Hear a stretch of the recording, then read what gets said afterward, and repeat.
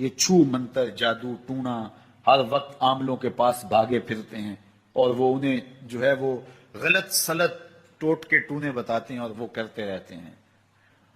عجیب لوگوں کے نفسیات ہوتے ہیں، صبح سے لے کر شام تک اسی چکر میں رہتے ہیں اور پھر ساری زندگی ان توہمات سے نکل ہی نہیں پاتے. اللہ نے تمہیں پیسے دیے ہیں، نئی گاڑی تم نے خریدی ہے، چھوٹے بچے کا جوتا کیوں باندھ دیا آگے تم نے؟ جوتا باندھنے سے اگر یہ ایکسیڈنٹ سے حادثے سے گاڑی بچ سکتی ہوتی ہے تو پھر پاکستان کے جتنے پی آئی اے کے جہاز ہیں سب پر باندھ دینا چاہیے، سب پہ جوتے لٹکے ہوئے ہوں. عجیب تم نے فلسفہ تراشا. کسی نے جو ہے وہ کالی رنگ کی پٹی باندھ دی نیچے، اس سے اس کو نظر نہیں لگے گی. گھوڑے کے پاؤں کے نیچے جو کھری لگی ہوئی ہوتی ہے کچھ لوگوں نے اپنے گھروں میں وہ باندھی ہوئی ہوتی ہیں کہ اس سے ہمارے گھر کے اندر کوئی مصیبت نہیں آئے گی، کوئی تکلیف نہیں آئے گی. کسی نے ہنڈیا اپنے گھر کے اوپر الٹی رکھی ہوئی ہوتی ہے، یہ ہنڈیا بچا لے گی. اور میاں ہنڈیا کیا بچائے گی تجھے؟ اللہ کے قہر سے کچھ نہیں بچا سکتا. جب تمہارے اوپر کوئی مصیبت نازل ہونی ہے تو کچھ نہیں بچا سکتا. اگر بچنا چاہتے ہو تو پھر اللہ سے استغفار کرو، اللہ تعالیٰ کی تسبیح کرو، اللہ کی تحلیل کرو، میرے حضور پہ درود پڑھو، پھر دیکھنا کہ مصیبتیں ٹلتی ہیں یا نہیں ٹلتی ہیں. تو یہ خام خواہ کے رکیے اور یہ عامل لوگ جو ہیں ان کا تو کام یہی ہے. ان کا کام چلتا ہے لوگ ذوف الاعتقادی میں مبتلا رہیں اور یہ کہہ دیتے ہیں کہ آپ کے خاندان میں ایک منحوس عورت ہے، یہ اس کا کیا ہوا ہے، تو کوئی نہ کوئی منحوس تو پہلے ہی انہوں نے طے کر رکھی ہوتی ہے، فوراً ذہن وہاں جا کلک ہو جاتا ہے. اس کا نون سے نام شروع ہوتا ہے، اس کا کاف سے نام شروع ہوتا ہے، اس کا جیم سے نام شروع ہوتا ہے. تو پورے خاندان میں کسی کا نام کاف نون یا جیم سے تو شروع ہوتا ہی ہوگا، یا دوستوں میں، تو فوراً ذہن جو ہے ادھر منتقل ہو گیا. اب یہ بابا جی نے بتا دیا ہے، ہاں ہاں ہاں اس نے یہ بات کی تھی، کچھ باتیں یاد آنے لگیں. اس کاف سے شروع ہونے والے نام کے ساتھ نفرت پیدا ہو گئی. اس بابے نے نفرت کا کاروبار کیا ہے. اس نے تو 100 روپے 200 روپے لے لیے لیکن دو انسانوں کے اندر نفرت ڈال دی. اس کا گریبان کل قیامت کے دن پکڑا جائے گا. ان ملنگوں کے پاس، ان ذوف الاعتقادی کو پھیلانے والوں کے پاس کبھی نہ جاؤ. تمہیں مصیبت پڑی ہے، تمہیں لگ رہا ہے کہ شاید میرے اوپر جادو ہے، تو پڑھو نا سورہ بقرہ، جادو جڑ سے اکھڑ جائے گا. 40 دن اپنے گھر میں سورہ بقرہ پڑھو، برکت ہوگی. کہتے ہیں مولوی صاحب 40 دن تو نہیں پڑھی جا سکتی، 2.5 پارے، ہمیں کوئی تعویذ ہی کرتے ہیں. ہم شارٹ کٹ چاہتے ہیں نا، روزانہ صبح 2.5 پارے سورہ بقرہ پڑھے، یہ تو ہم سے نہیں پڑھی جائے گی. تو آپ کوئی تعویذ ہی لکھ دیں. کاروبار میں برکت نہیں، میں کہتا ہوں پڑھو نا سورہ واقعہ، 3 رکوع ہیں، برکت ہوگی. ہم کہتے ہیں ہمیں تعویذ ملنا چاہیے، بس وہ ہم گلے میں رکھ دیں، بٹوے میں رکھ لیں، پرس میں رکھ لیں اور ہمارا کام ہو جائے. ہمیں کچھ بھی نہ پڑھنا پڑے، ہمیں وضو تک نہ کرنا پڑے، نماز نہ پڑھنی پڑے اور برکت ہو جائے. ایسے برکت تو نہیں آتی. اس لیے چھوڑو ان کی جان، آؤ قرآن مجید پہ آؤ، آؤ سجدوں پہ آؤ، آؤ دعاؤں پہ آؤ. سحری کے وقت اس کی رحمتیں آواز دے رہی ہوتی ہیں، حال میں مسترزقن، ہے کوئی رزق مانگنے والا، اور تم اس وقت سوئے ہوئے ہو، سارے دن ٹھوکریں کھاتے ہو. آؤ نا اس وقت جھولی پھیلا کے، ہاتھ پھیلا کے کہو مالک تو جھولیاں بھر دے، تو پھر دیکھنا کبھی کمی نہیں آئے گی، عطا فرمائے. حضور علیہ السلام کی محبت سے معاشرے کے دکھ جو ہیں وہ سمیٹے جا سکتے ہیں.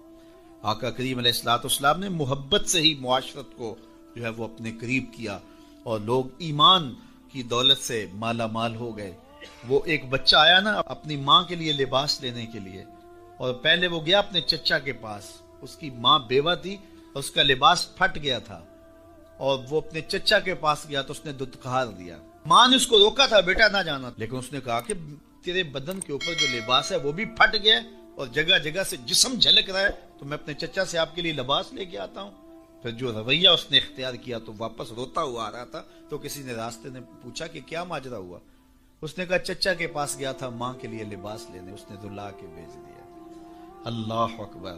تو اس نے کہا کہ جا سین حرم میں محمد نام کا ایک شخص بیٹھا ہوا ہے، اگر تو اپنا دکھڑا اس کے سامنے پیش کرے تو وہ امید ہے تمہیں رد نہیں کریں گے، لیکن سن لے ان کا دین کوئی اور ہے. اللہ اکبر. اپنے ماں کے پاس آیا تو ماں کو کہا کہ چچا نے تو لا کے بھیج دیا، لیکن آپ کی حالت مجھ سے دیکھی نہیں جا رہی. بچہ ابھی شعور کی منزلوں میں قدم رکھ رہا تھا، پہلے بہت چھوٹا تھا، اب اس کے اندر ایک جذبات تھے بچے کے اندر. تو ماں نے کہا کہ بیٹا نہیں، ان کے پاس نہیں جانا، سنا ہے کہ جو ان سے ملے دین دھرم چھین لیتے ہیں اس کا. اللہ اکبر. تو حضور علیہ الصلوۃ والسلام کے پاس جانے سے ماں روکنے لگی، لیکن بچے نے کہا کہ امی میں پکا رہوں گا، بتوں کا وفادار رہوں گا، تم اس ٹینشن کو، اس پریشانی کو چھوڑ دو۔ اور حضور کی خدمت میں حاضر ہوا۔ حضور صحن حرم میں چادر اوڑے بیٹھے ہوئے تھے، اور جا کے کہنے لگا میں پہلے بات آپ سے کر لیتا ہوں، آپ کا دین میں نے قبول نہیں کرنا۔ حضور مسکرا کے بولے بیٹا بتاؤ کس لیے آئے ہو؟ کہا میری ماں بے لباس ہے، میں آپ سے لباس لینے آیا ہوں۔ حضور نے چادر رحمت اتار کے اس کے کندھوں پہ ڈالی۔ اللہ اکبر۔ وہ واپس آ گیا اور ماں پر حضور کی چادر اڑائی۔ اللہ اکبر۔ اور ماں نے کہا کہ بیٹے اس نے اپنا دین تو نہیں تجھے دیا؟ کہا نہ، میں نے پہلے کہہ دیا تھا تیرے دین نہیں مانوں گا۔ ماں کہنے لگی پتر اس کا دین ماننا چاہیے، یہ جس نے رحمت کی چادر ہمارے سر پہ تان دی۔ اللہ اکبر۔ تیری تک کے ادامہ میں مرید ہو گئے۔ اس بوڑھی عورت کا قصہ بھی آپ نہیں بھول سکتے، جو گھر کا سامان باندھ کے اپنے دروازے پہ بیٹھی ہوئی تھی، اور اس نے سنا تھا مکے میں ایک جادوگر آیا ہے جسے ملتا ہے اس کا دین چھین لیتا ہے، کہیں ایسا نہ ہو کہ کہیں اس سے ملاقات ہو جائے اور وہ دین ہی میرا چھین لے، مجھے شہر چھوڑ دینا چاہیے۔ گھر کے تھڑے کے اوپر سامان باندھ کے بیٹھی ہے۔ حضور بھی گزرے، اس نے دیکھا تو کہا بھتیجے یہ سامان میرے سر پہ رکھ دے۔ حضور نے سامان اٹھایا، دیکھا تو بوجھل تھا، وزنی تھا، اور بڑھیا کو دیکھا تو کمزور تھی، تو کہا کہ بڑھیا اگر چاہو تو جہاں چاہتی ہو میں خود نہ چھوڑا۔ اس نے کہا اس سے بڑی مہربانی کیا ہوگی؟ حضور نے سامان اٹھایا ہوا ہے اور بڑھیا سے باتیں بھی کرتے جا رہے ہیں۔ تو بڑھیا کو کہا کیوں جا رہی ہے؟ اس نے کہا کہ سنا ہے یہاں ایک جادوگر ہے جو لوگوں کا دھرم لوٹ لیتا ہے، لوگوں کا دین لوٹ لیتا ہے۔ میں نے ساری زندگی بتوں سے وفا کی ہے، میرے آباء و اجداد نے بتوں سے وفا کی ہے، میں چاہتی ہوں دین اجداد ہاتھ سے چھوٹ نہ جائے، آخر اس شہر میں رہتی ہوں کہیں مل نہ جائے۔ خیر حضور نے کچھ نہیں کہا، اس کا سامان نہیں پھینک دیا کہ ٹھیک ہے تم پھر جاؤ۔ سامان اس کا اٹھایا اور جہاں تک اس نے جانا تھا سامان پہنچایا، سامان سپرد کر کے واپس پلٹنے لگے۔ تو اس نے کہا بچے اپنا نام تو بتا دے، لوگ کہیں گے کہ مکہ چھوڑ آئی ہو تو بتاؤں گی ایک جادوگر کے دکھ سے چھوڑ آئی ہوں، تو وہ کتنا برا بھلا کہیں گے شہر مکہ کو کہ جس مکہ سے لوگ نقل مکانی کرنے پہ مجبور ہو گئے، تو میں انہیں یہ بھی بتاؤں گی کہ جس مکے میں جادوگر رہتا ہے اتنا اچھا نوجوان بھی رہتا ہے، تو تیرا نام لیا کروں گی، تیرے قصیدے پڑھا کروں گی۔ تو حضور علیہ السلام مسکرا پڑے، کہا بڑھیا جس جادوگر سے بھاگ کے آئی ہے وہ تیرے سامنے کھڑا ہے۔ اس نے کہا سچ سے آپ ہی محمد ہیں؟ حضور نے فرمایا نام میرا یہی ہے۔ تو اس نے کہا پھر آپ کا جادو میرے پہ چل گیا ہے۔ اللہ اکبر۔ تیری تک کے ادامہ میں مرید ہو گئی، لوگوں کی خدمت کریں، بوڑھوں کے کام آئیں، دکھیوں کے کام آئیں۔ اگر نماز کی روح سے آشنا ہو جائیں کہ یہ محض اوپر نیچے ہونے کی مشق نہیں ہے، بلکہ یہ اللہ کے حضور اپنی نیازمندی کا اظہار ہے، اپنے عجز کا اظہار ہے، تو پھر نماز ان کو وہ مقام دیتی ہے اور وہ شعور بخشتی ہے کہ جو بے نمازی کے نصیب میں کہاں۔ انسان کے اشرف اعضاء اس کے سر میں ہیں، بولنے کی قوت زبان سر میں، دیکھنے کی قوت آنکھیں سر میں، سننے کی قوت کان سر میں، سوچنے کی قوت دماغ سر میں، سونگھنے کی قوت ناک سر میں، اور یہ سر مالک کے در پہ ہے۔ اور زبان سے بندہ کیا کہہ رہا ہے؟ سبحان ربی الاعلی، مالک تو سب سے اعلیٰ ہے۔ اور اپنا رویہ اور عمل کیا ہے کہ اپنی ناک بھی خاک پہ رکھی ہے، پیشانی بھی خاک پہ رکھی ہے، اور باقی اعضاء بھی خاک پہ ہیں۔ تو گویا عملاً یہ بتا رہا ہے مالک مجھ سے نیچا کوئی نہیں اور تجھ سے اونچا کوئی نہیں۔ اور اگر وہ نماز کی روح سے آشنا ہو جائے تو سجدے سے سر اٹھانے سے قبل اللہ سارے اس کے بوجھ اتار دے، اس کے من میں روشنیاں کر دے۔ تو نماز بندگی کا شعور دیتی ہے، من میں چراغاں کرتی ہے۔ اللہ کے حضور جھکنے سے بندہ ایسا بندہ کامل بن جاتا ہے کہ پھر وہ کسی اور کے آگے نہیں جھکتا۔ تو اپنی اولاد کو نماز کی محبت دو، نماز کی ترغیب دو، نماز کی عادت دو اور نماز کا حکم دو، اور ان کی عادت راسخ ہو جائے، طبیعت میں پختگی کے ساتھ نماز کو اختیار کرنا ان کی طبع میں جم جائے، نماز ان کی طبیعت میں نظم پیدا کرے گی، ان کو نظم و ضبط کا پابند بنائے گی، اور ان کی صحت کی ضامن ہوگی، اور ان کے باطن کی طہارت کا سبب اور ذریعہ ہوگی۔ اس لیے کہا کہ اللہ کے حضور جھکنا نہ بھولنا اور نماز قائم کرنا۔ نماز کا تعلق اپنے آپ سے ہے کہ وہ اپنے آپ کو سنوارتا ہے، تقرب اللہ کے لیے اس کی اپنی عملی کوشش ہے، بندے اور خدا کا ایک ربط ہے نماز۔ اسی طرح یہ خیال کہ میرا مالک مجھے دیکھ رہا ہے، اس سے بھی تہذیب نفس ہوتی ہے، باطن کی تربیت ہوتی ہے۔ انسان ایک حصار میں آ جاتا ہے، ایک پہرے میں آ جاتا ہے کہ میرا اللہ مجھے دیکھ رہا ہے، اور پھر وہ قدم پھونک پھونک کے رکھتا ہے۔ وہ اچانک لوگ بیٹھے ہوئے ہوں نا، تو آج کل یہ سوشل میڈیا کا زمانہ ہے، تو کوئی کیمرہ سیدھا کر لے تو ایک دم مرتب ہو جاتے ہیں، اس لیے کہ اب ہماری تصویر آنے والی ہے۔ یا کوئی کسی کو کہے کہ جناب آپ لائیو جا رہے ہیں، تو وہ بالکل اپنی حرکات سکنات منظم کر لیتے ہیں، کپڑے سیدھے کرنے لگ جاتے ہیں، اس لیے کہ ہم لائیو جا رہے ہیں۔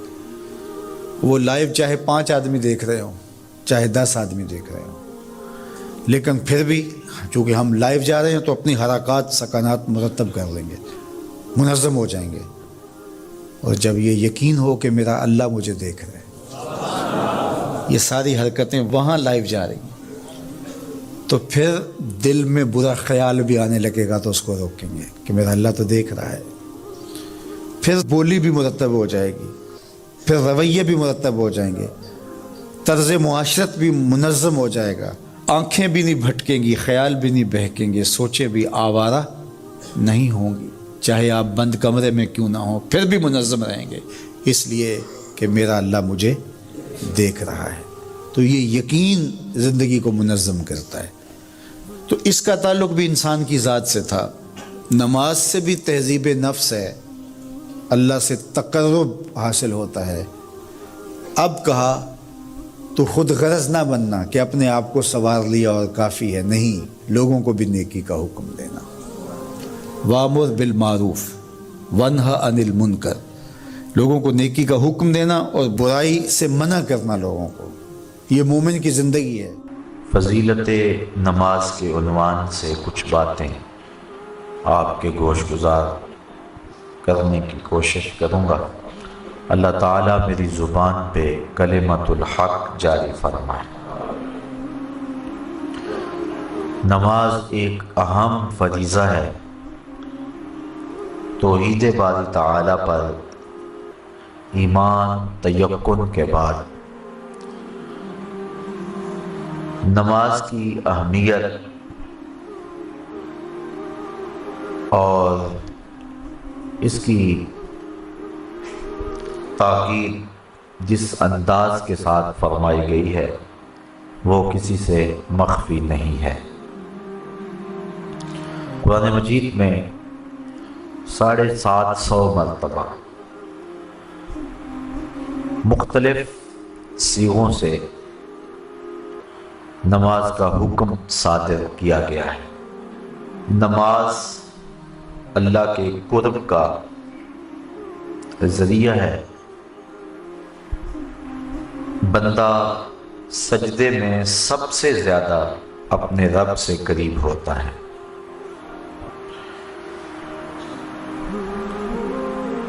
انسان اشرف المخلوقات ہے۔ جتنی بھی مخلوقات کے انداز عبادت ہیں وہ سارے نماز کے اندر جمع کر دیے گئے۔ قیام، رکوع، قومہ، جلسہ، سارا کچھ نماز کے اندر جمع کر دیا گیا۔ بلکہ ایک روایت میں آتا ہے کہ جب کوئی شخص نماز پڑھنے کے لیے کھڑا ہوتا ہے تو فرشتوں کی 10 صفیں ہیں جو تعجب اور رشک کرتی۔ صاحب قوت القلوب شیخ ابو طالب مکی نے اس کا مفصل تذکرہ فرمایا ہے کہ کچھ فرشتے قیام میں ہیں، کچھ فرشتے قعود میں ہیں، کچھ فرشتے رکوع میں ہیں، کچھ فرشتے سجدے میں ہیں، کچھ تسبیح کر رہے ہیں، کچھ تحلیل کر رہے ہیں، کچھ استغفار طلب کر رہے ہیں، کچھ ثنا کرتے ہیں، کچھ درود پڑھتے ہیں اور کچھ دعا مانگ رہے ہیں۔ جو رکوع کرتا ہے وہ ہمیشہ رکوع میں ہے، سجدہ اس کا مقصود نہیں ہے۔ جو قیام میں ہے وہ قیامت تک قیام میں ہی رہے گا۔ جو تسبیح کر رہا ہے اس کا وظیفہ تسبیح ہی ہے، جو ثنا میں لگا ہے وہ ثنا کو ہی ساری زندگی قیامت تک اپنائے رکھے گا۔ جو استغفار طلب کر رہا ہے وہ استغفار میں ہی ہے۔ لیکن جب انسان نماز کے لیے کھڑے ہوتے ہیں تو یہ 10 صفیں جو فرشتوں کی ہیں یہ انسان پہ رشک کرتی ہیں، اس اعتبار کے کہ جو قیام میں ہے وہ کہتے ہیں کہ میری نماز میں تو صرف قیام ہے، لیکن یہ انسان کتنا خوش نصیب ہے کہ اس کی نماز میں قیام بھی ہے، رکوع بھی ہے، سجدہ بھی ہے، قعود بھی ہے۔ استغفار والے کہتے ہیں کہ میرے پاس صرف استغفار ہے، ثنا والا کہتا ہے کہ میرے پاس صرف ساری زندگی ثنا ہے، لیکن اس کی نماز میں ثنا بھی ہے، اس کی نماز کے اندر استغفار بھی ہے، اس کی نماز کے اندر دعا بھی ہے، اس کی نماز کے اندر درود بھی ہے، اس کی نماز کے اندر سلام بھی ہے۔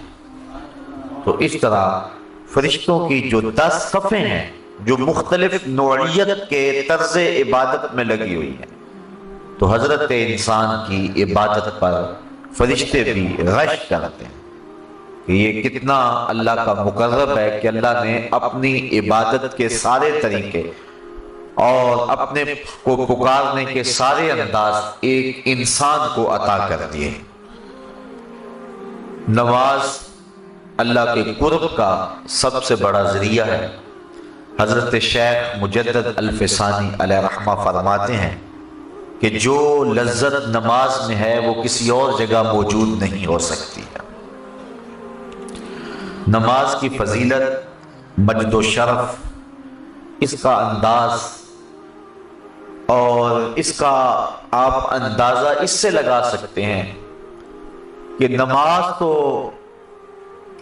مجد و شرف اور فضل و کمال کا سبب ہے ہی، جو اذان ہے اس کی اتنی برکتیں ہیں کہ حضور نبی رحمت صلی اللہ علیہ وآلہ وسلم نے فرمایا المؤذنون اطول الناس اعناقا یوم القیامہ، قیامت کے دن سب سے اونچی گردنیں اذان دینے والوں کی ہوں گی۔ یہ حضرت معاویہ رضی اللہ تعالی عنہ سے مروی ہے۔ قیامت کے میدان کے اندر جب لوگ چلیں گے تو سب سے اونچی گردنیں مؤذن اذان دینے والوں کی ہوں گی۔ بلکہ ایک شخص حضور کی خدمت میں حاضر ہوا اور وہ عرض کرتا ہے کہ حضور مجھے ایسے عمل کی نشاندہی کیجئے کہ میں وہ عمل کر کے جنت میں داخل ہو جاؤں۔ تو حضور نے فرمایا کن مؤذنا، تو مؤذن بن جا، پنجگانہ اذان دیا کر۔ اس نے کہا لا استطیع، میں اس کی استطاعت نہیں رکھتا۔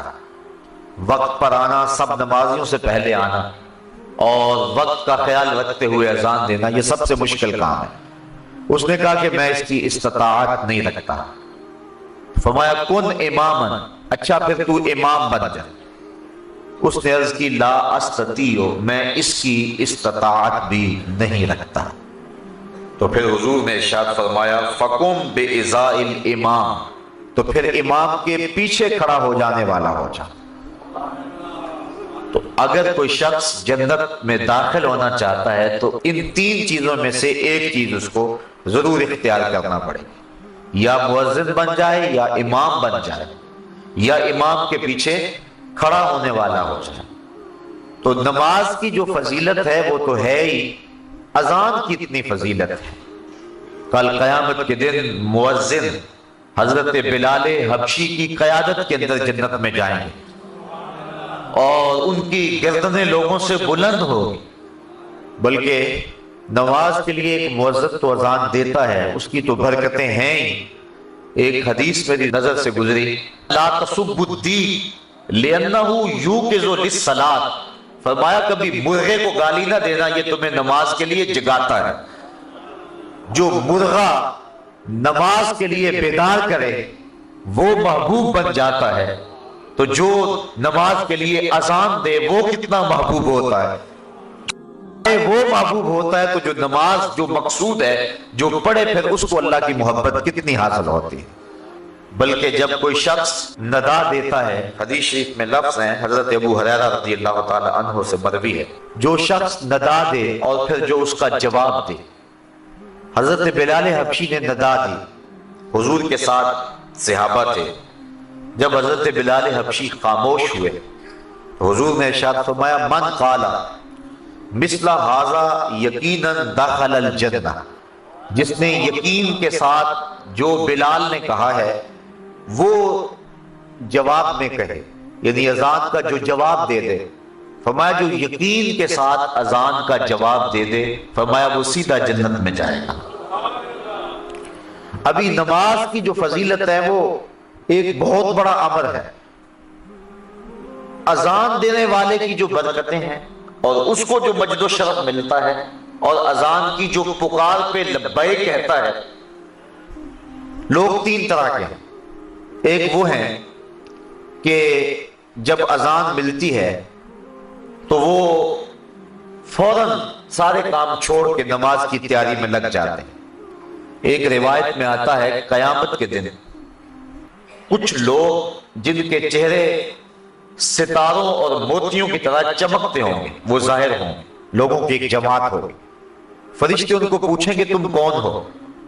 تو وہ عرض کریں گے کہ ہم وہ لوگ ہیں کہ جو ہی اذان ہوتی تھی ہم سارے کام چھوڑ دیتے تھے اور فوراً وضو کر کے مسجد کا رخ کرتے تھے۔ تو فرشتے انہیں مبارک دیں گے اور جنت کا مجدہ دیں گے۔ پھر ایک جماعت اور آئے گی جن کے چہرے چاند کی طرح چمک رہے ہوں گے۔ فرشتے انہیں پوچھیں گے تم کون ہو؟ تو وہ کہیں گے کہ ہم وقت داخل ہونے سے پہلے ہی وضو کر لیا کرتے تھے اور اذان کے ساتھ ہی مسجد کی طرف چل دیتے تھے۔ فرشتے انہیں مبارک دیتے ہیں اور جنت کا مجدہ دیتے ہیں۔ پھر ایک اور جماعت آئے گی جن کے چہرے سورج کی طرح چمکدار۔ فرشتے پوچھیں گے تم کون ہو؟ تو وہ کہیں گے کہ ہم وہ لوگ ہیں کہ ہم وضو کر کے طہارت بنا کے مسجد میں پہنچ جاتے تھے تو اذان ہوتی تھی، یعنی ہم اذان مسجد میں ہی سنتے تھے۔ حضرت سعید بن المسیب رضی اللہ تعالی عنہ جلیل القدر تابعی، آنکھوں سے نابینے تھے لیکن جو روشنی دل میں تھی، جو بینا ہیں ان کے پاس بھی وہ اجالے کہاں ہو سکتے ہیں جو حضرت سعید بن المسیب کے پاس تھے۔ اللہ اکبر، کہتے ہیں 40 سال تک حضرت سعید بن المسیب نے جو ہے وہ تکبیر اولا بھی قضا نہیں ہونے دی۔ اسی وجہ سے ان کا نام پڑ گیا تھا حمامت المسجد، مسجد کا کبوتر، یعنی جس طرح کبوتر ہیں مسجدوں کے اندر رہتے ہیں تو حضرت سعید بن المسیب کا یہ نام پڑ گیا تھا۔ حالانکہ وہ آنکھوں سے نابینے تھے لیکن انہوں نے مسجد کی حاضری کا اس طرح التزام کیا کہ ان کا نام ہی حمامت المسجد پڑ گیا تھا۔ بلکہ جب یزید نے مدینے کو اجاڑا ایام حرہ میں، جب اس نے 3 دن تک اہل مدینہ کو سخت پریشان رکھا اور اس کے گھوڑے مسجد نبوی کے اندر باندھے گئے، اس وقت جو بھی پکڑا جاتا اس کو قتل کر دیا جاتا، تو حضرت سعید بن المسیب ان ایام کے اندر بھی مسجد میں رہے۔ فرماتے ہیں کہ لیکن میں پریشان تھا کہ ظہر کا وقت ہوگا کون بتائے گا، مغرب عشاء کا وقت ہوگا کون بتائے گا۔ 3 دن تک مسجد نبوی میں نہ اذان ہوئی نہ اقامت ہوئی۔ یہ بڑے خطرناک دن آئے ہیں، اور یہ یزید بدبخت نے جس طرح کربلا میں ظلم کیا، اس نے مکہ المکرمہ میں بھی ظلم کیا اور اس نے مدینہ رسول میں بھی ظلم کیا، اور 3 دن تک مسجد نبوی میں اس کے ظلم کی وجہ سے اذان اور اقامت نہیں ہوئی۔ حضرت سعید ابن المسیب آنکھوں سے نابینا تھے، اور جب بھی کوئی یزید کے فوجی آتے تو نابینا سمجھ کے چھوڑ جاتے۔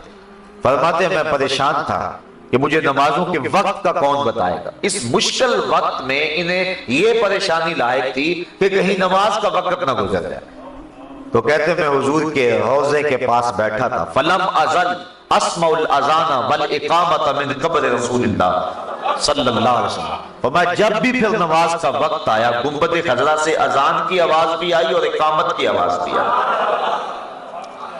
تو جو شخص اہتمام کریں کہ ہم نے تکبیر اولا کو قضا نہیں کرنا ہے، ان کے لیے پھر اللہ یوں بھی اہتمام فرما دیتا ہے۔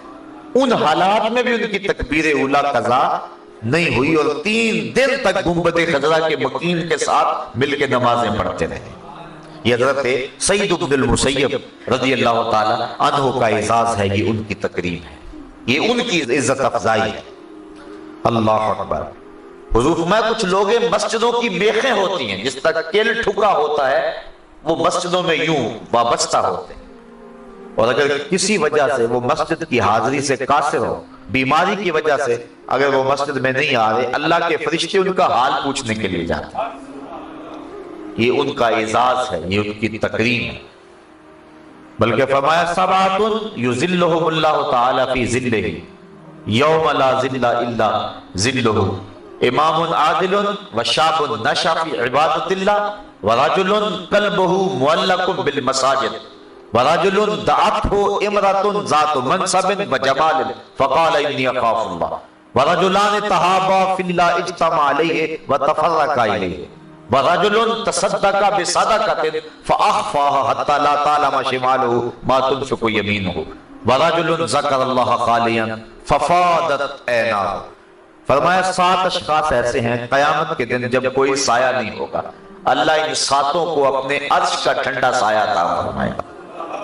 ان میں سے جو تیسرا شخص بیان فرمایا، حدیث طویل ہے، وَرَجُلٌ قَلْبُهُ مُعَلَّقٌ بِالْمَسَاجِدِ، وہ آدمی جس کا دل مسجد کے ساتھ لگا ہوا ہے، اسے جب بھی ڈھونڈو مسجد میں ملے گا، مسجد کے ساتھ وابستہ ہے، مسجد کی تعمیر کے لیے، مسجد کی آبادی کے لیے، مسجد کی صفائی کے لیے، اس کا دل مسجد سے وابستہ ہے۔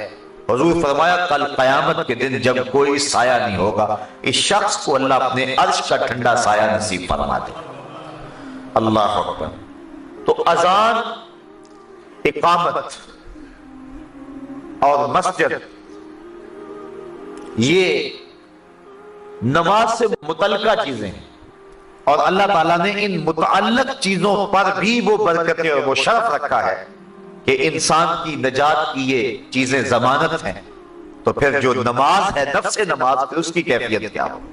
بلکہ ایک حدیث میں آتا ہے اذا صبح بالصلاۃ فتحت ابواب السماء واستجیبت دعا، جب اقامت ہوتی ہے تو اللہ آسمان کے دروازے کھول دیتا ہے۔ بلکہ ایک حدیث میں آتا ہے اذا صبح بالصلاۃ فتحت ابواب السماء واستجیبت دعا، جب اقامت ہوتی ہے تو اللہ آسمان کے دروازے کھول دیتا ہے، اور یہ جو اقامت کا وقت ہوتا ہے، اس وقت جو دعا مانگو اللہ وہ دعا پوری فرما دیتا ہے۔ اور حضرت انس رضی اللہ تعالی عنہ سے روایت ہے کہ اقامت اور اذان کے درمیان کا جو وقفہ ہوتا ہے، اس وقفے میں جو بھی دعا مانگی جائے اللہ تعالیٰ اس دعا کو قبول فرماتا ہے، رد نہیں کرتا۔ بلکہ حضور نے ارشاد فرمایا کہ اس وقت اللہ سے دعا مانگ لیا کرو۔ صحابہ نے عرض کی حضور پھر کون سی دعا مانگیں؟ اس وقت، اس اہم وقت میں ہم اللہ سے کون سی دعا مانگیں؟ حضور نے فرمایا صلی اللہ العافیت فی الدنیا والآخرہ، اللہ سے دنیا اور آخرت دونوں جہاں کی بہتری اور عافیت طلب کر دیا کرو، یعنی دنیا بھی ٹھیک ہو جائے، آخرت بھی ٹھیک ہو جائے۔ مومن دونوں جہانوں کا طلبگار ہے۔ ایک صحابی کو دیکھا سخت کمزور ہے، فرمایا تمہاری یہ حالت کیا ہوئی؟ عرض کی حضور میں نے اللہ سے دعا مانگی کہ جو دکھ تکلیفیں میرے مقدر کی ہیں وہ آخرت میں نہ آئیں، دنیا پہ ہی آ جائیں، اور میں دنیا پہ سارے دکھ اور عذاب اور مصیبتیں جھیل لوں تاکہ میری آخرت صاف ہو جائے۔ بظاہر یہ بڑی ایک ایسی بات تھی جس پہ داد دی جاتی، کہ اس نے آخرت کو اختیار کیا، لیکن حضور اس بات پر خوش نہیں ہوئے۔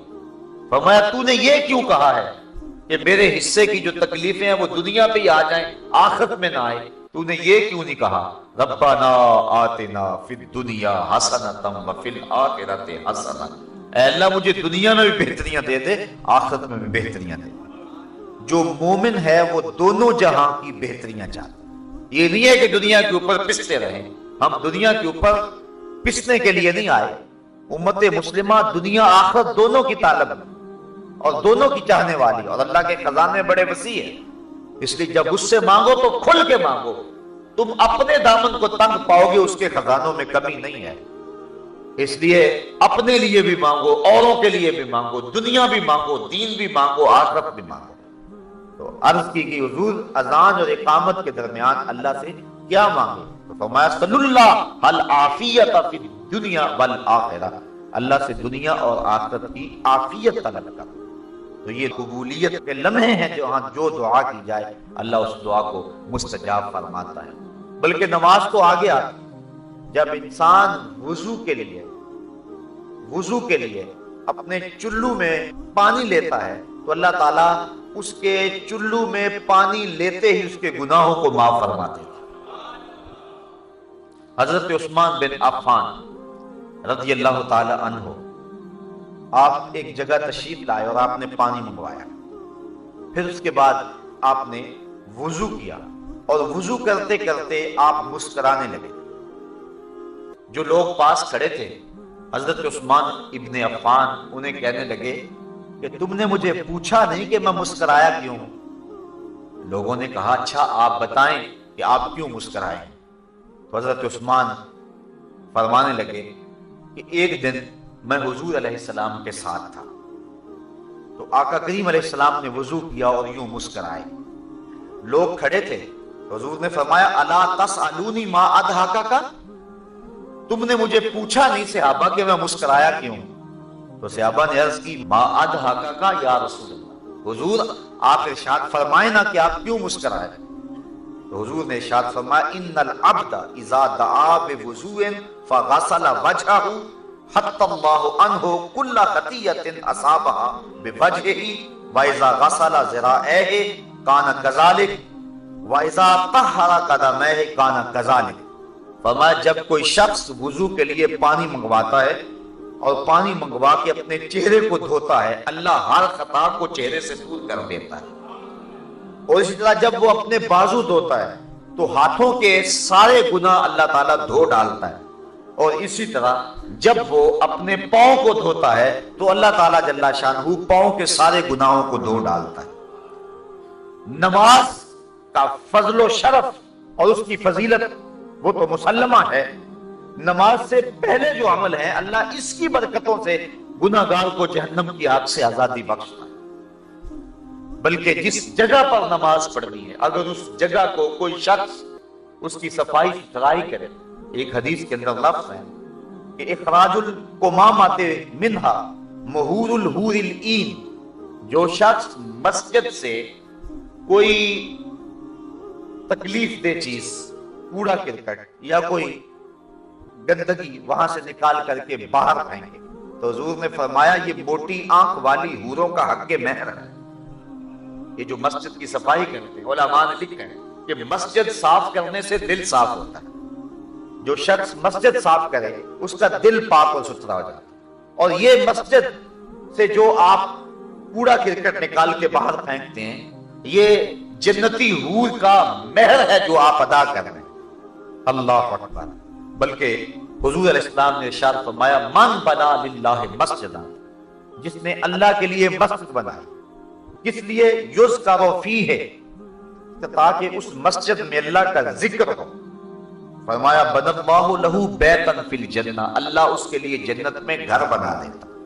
اور ایک روایت میں ہے کہ جس نے تتر کے گھونسلے کے برابر، یعنی حجم میں تھوڑی جگہ پر مسجد بنائی، علماء نے یہ لکھا ہے یہ نہ کہو فلاں مسجد چھوٹی ہے یا فلاں مسجد بڑی ہے، یہ نہ کہو، کیونکہ کوئی بھی اللہ کا گھر چھوٹا نہیں ہے، سارے بڑے ہیں۔ یہ کہو فلاں میں نمازی زیادہ آتے ہیں، فلاں میں نمازی تھوڑے آتے ہیں، نمازیوں کی گنجائش کم ہے فلاں میں، اور فلاں میں جو ہے وہ نمازیوں کی گنجائش زیادہ ہے، یہ کہو۔ بعض ہم عموماً ہمارے ہاں روزمرہ یہی ہے، ہم کہتے ہیں وہ چھوٹی سی مسجد، چھوٹی نہیں کہنا چاہیے مسجد کو، جس چیز کا تعلق رب سے ہو جائے پھر وہ چھوٹی نہیں رہتی، وہ بڑی ہو جاتی۔ اس لیے اس مزاج کو بدلنے کی ضرورت ہے۔ بلکہ واصف علی واصف نے ایک بڑی خوبصورت بات لکھی، اس نے کہا مسجد کیا کوئی بھی شے چھوٹی نہیں ہے، کوئی شے چھوٹی تب نظر آتی ہے اسے دور سے دیکھا جائے یا پھر غرور سے دیکھا جائے۔ جب کسی کو دور سے دیکھو یا پھر غرور سے دیکھو تو وہ چھوٹا نظر آئے گا، ورنہ کوئی بھی شے کارخانہ قدرت میں چھوٹی نہیں ہے، ہر شے باعظمت ہے۔ تو بالخصوص جس چیز کی نسبت جو ہے وہ اللہ جل شانہ اور اس کے رسول کریم سے ہو جائے وہ چیز چھوٹی نہیں ہو سکتی ہے۔ یہ کہو گنجائش اس میں تھوڑی ہے نماز۔ حضور نے حضرت عباس بن عبد المطلب رضی اللہ تعالی عنہ، حضور کے رشتے میں چچا لگتے ہیں، ان سے پوچھا کہ چچا آپ بڑے ہیں یا میں بڑا ہوں؟ تو انہوں نے جواب عرض کی حضور سال میں نے زیادہ گزارے ہیں، بڑے آپ ہی ہیں۔ یہ نہیں کہا کہ میں بڑا ہوں، کہا سال میں نے زیادہ گزارے ہیں لیکن بڑے آپ ہی ہیں۔ تو جب نسبت اچھی جگہ ہو تو پھر اپنی زبان کو احتیاط کے ساتھ حرکت دینی چاہیے۔ تو علماء نے اس جزیے کو بیان کیا ہے کہ یہ نہ کہو چھوٹی مسجد یا بڑی مسجد، بلکہ کہو فلاں مسجد میں نمازیوں کی گنجائش تھوڑی ہے، چھوٹی اس کو نہیں کہہ سکتے۔ تو جس نے تتر کے گھونسلے کے برابر یعنی اتنی تھوڑی جگہ پر مسجد بنائی، اللہ اس کا بھی جنت میں محل بنا دیتا ہے۔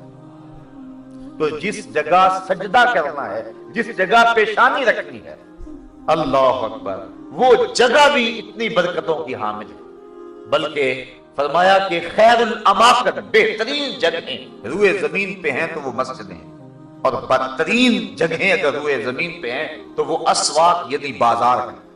حکم ہے مسجد میں جلدی جاؤ اور دیر سے آؤ، بازار میں دیر سے جاؤ اور جلدی واپس آؤ۔ گو ہمارا انداز اس سے مختلف ہے، لیکن حکم یہی ہے کہ مسجد میں جلدی جاؤ، دیر سے واپس پڑھ لو۔ بلکہ ایک حدیث میں آتا ہے جس نے نماز فجر مسجد میں پڑھی اور پھر وہ ذکر و اذکار میں لگا رہا، بیٹھا رہا حتیٰ کہ سورج طلوع ہو گیا، اور پھر اس نے 2 رکعت پڑھے جس کو صلاۃ الاشراق کہتے ہیں، تو فرمایا اس کو مقبول حج اور عمرے کا اللہ ثواب عطا کرتا۔ اللہ اکبر۔ تو یہ برکتیں ہیں اللہ کے پاک گھر کی جہاں نماز ادا ہونی ہے۔ باقی رہی بات نماز کی، اس کی کیا فضیلت ہے، تو آئیے حضرت نبی رحمت صلی اللہ علیہ وسلم کا ایک فرمان جس کو امام بخاری نے حضرت ابو ہریرہ رضی اللہ تعالی عنہ سے نقل کیا ہے۔ صحابہ سے مخاطب ہو کے کہا ارائیتم لو ان نہرا بباب احدکم یغتسل کل یوم 5 ما تقول ذلك یبکی من درنہ قالوا لا یبکی من درنہ شیئا قال فذلك مثل الصلوات الخمس یمحو اللہ بہ الخطایا۔ فرمایا صحابہ ایک بات تو بتاؤ، اگر کسی شخص کے دروازے کے سامنے سے کوئی نہر گزرتی ہو اور وہ دن میں 5 مرتبہ اس نہر میں غسل کرے، مجھے بتاؤ کیا اس کے بدن پر کوئی میل کچیل باقی رہے گی؟ صحابہ نے عرض کی حضور اس کے بدن پر کوئی میل باقی نہیں رہے گی۔ فرمایا یہی 5 نمازوں کی مثال ہے، جو شخص 5 گانہ نماز پڑھتا ہے اس کے بدن پر گناہوں کا کوئی میل باقی نہیں رہتا۔ اللہ تعالیٰ گناہوں کو دھو دیتا ہے جس شخص نے 5 گانہ نماز کا مزاج بنا لیا۔ صحابہ فرماتے ہیں، اور یہ بھی حضرت امام بخاری نے حضرت عبداللہ رضی اللہ تعالیٰ عنہ سے روایت نقل کی ہے کہ حضور سے سوال کیا گیا ای العمل احب الی اللہ، حضور سب سے زیادہ اللہ کو محبوب عمل کون سا ہے، یعنی کون سا وہ عمل ہے جو اللہ کو سب سے زیادہ محبوب ہے؟ قال الصلاۃ علی وقتہا، فرمایا وقت پہ نماز پڑھنا۔ اولاد بنی آدم کے جتنے بھی اعمال ہیں، اچھے نیک صالح اعمال، ان میں سے اللہ کو سب سے زیادہ محبوب عمل جو ہے وہ وقت پہ نماز پڑھنا ہے۔ ثم ایو، صحابہ نے عرض کی حضور پھر اس کے بعد؟ قال ثم بر الوالدین، پھر والدین کے ساتھ حسن سلوک کرنا۔ نماز کے بعد سب سے زیادہ اہمیت والدین کے ساتھ حسن سلوک کی ہے۔ آج کل من جملہ قباحتوں میں یہ قباحت بہت زیادہ پائی جا رہی ہے کہ لوگ اپنے والدین کی تعظیم نہیں کرتے، ان کی تذلیل کرتے ہیں۔ حضور نبی رحمت صلی اللہ علیہ وسلم کی خدمت میں ایک شخص حاضر ہوا اور اس نے عرض کی کہ حضور میرا بیٹا اپنی چیزوں کو مجھے ہاتھ نہیں لگانے دیتا۔ تو حضور علیہ السلام نے اس کے بیٹے کو بلایا، پوچھا، اس نے عرض کی حضور اس کو پتہ نہیں ہے تو یہ میری چیزیں خراب کر دیتا ہے۔ امام طبرانی نے موجب میں یہ روایت بیان کی، حضور کی آنکھوں میں آنسو آ گئے اور حضور فرمایا ایک وقت وہ تھا کہ اس کی چیزیں تو خراب کرتا تھا، اس نے تو نہیں کہا تھا کہ یہ میری چیزیں خراب کرتا اور میں ہاتھ نہیں لگانے دوں گا۔ پھر حضور نے وہ تاریخ ساز جملہ ارشاد فرمایا، انتا و مالکا لابیکا، فرمایا تو بھی اور تیرا مال بھی تیرے باپ کا ہے، یعنی باپ جس طرح چاہے تصرف کر سکتا ہے تو اس کو روک نہیں سکتا ہے۔ تو والدین کی نافرمانی اللہ کی رحمتوں سے انسان کو محروم کر دیتی ہے، اور والدین کی فرما برداری اللہ کی رحمتوں کا حقدار بناتی ہے۔ ایک حدیث میں آتا ہے کہ 4 اشخاص ایسے ہیں کہ جب قیامت کا دن ہوگا تو جنت میں جانے سے انہیں کوئی شے بھی رکاوٹ نہیں ہو۔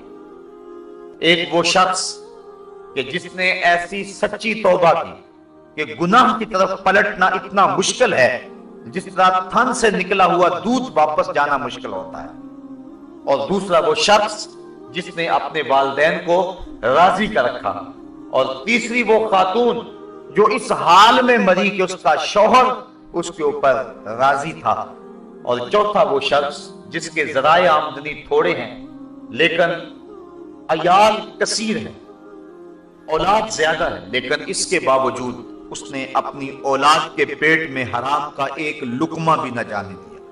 تو فرمایا کل قیامت کے دن کوئی چیز اس کو جنت میں جانے سے نہیں روک سکے۔ تو والدین کی فرما برداری کرنا یہ نماز کے بعد اہم فریضہ ہے۔ والدین مبتلا ہیں تکلیف میں اور بندہ کہتا ہے کہ میں جہاد پہ جاؤں، حضور نے اس کی حوصلہ شکنی فرمائی، اور وہ بخاری شریف کی روایت، ایک شخص نے اذن جہاد طلب کیا تو فرمایا احی والدہ کا، کیا تیرے والدین زندہ ہیں؟ قال نعم، عرض کی ہاں حضور میرے والدین زندہ ہیں۔ قال ففیہما فجاہد، کہا جا ان کی خدمت کر، یہی تیرا جہاد ہے۔ والدین فالج زدہ اور بیٹا تبلیغی چلا کاٹنے گیا ہو، اسلام تو اس کی حوصلہ افزائی نہیں کرتا۔ ماں باپ کو ضرورت ہو اور بیٹا پیر کی چوکھٹ پہ جا کے بیٹھا ہو، اسلام تو اس کی حوصلہ افزائی نہیں کرتا۔ ہمارے سامنے حضرت اویس کرنی کی مثال موجود ہے۔ حضور قمیص کے بٹن کھول کھول کے لمبے سانس لیا کرتے تھے اور فرماتے مجھے یمن سے یار کی خوشبو آتی ہے۔ کسی نے کہا حضور وہ کون ہے جو آپ کو ملنے بھی نہیں آیا؟ لوگ کہاں کہاں سے آگے، یمن تو دور بھی نہیں ہے، تو وہ ملنے بھی نہیں آیا آپ کو؟ تو فرمایا اس کی بوڑھی اور نابینا ماں ہے جس کی خدمت اسے میرے حضور آنے سے روکے ہوئے، بلکہ فرمایا کوئی اویس کو ملے اور میرا سلام دے اور اس کو کہے کہ میری امت کی بخشش کی دعا کرے۔ حضرت عمر فاروق اور حضرت علی المرتضیٰ دونوں گئے، حضور کا سلام پیش کیا۔ حضرت اویس کرنی نے جب سنا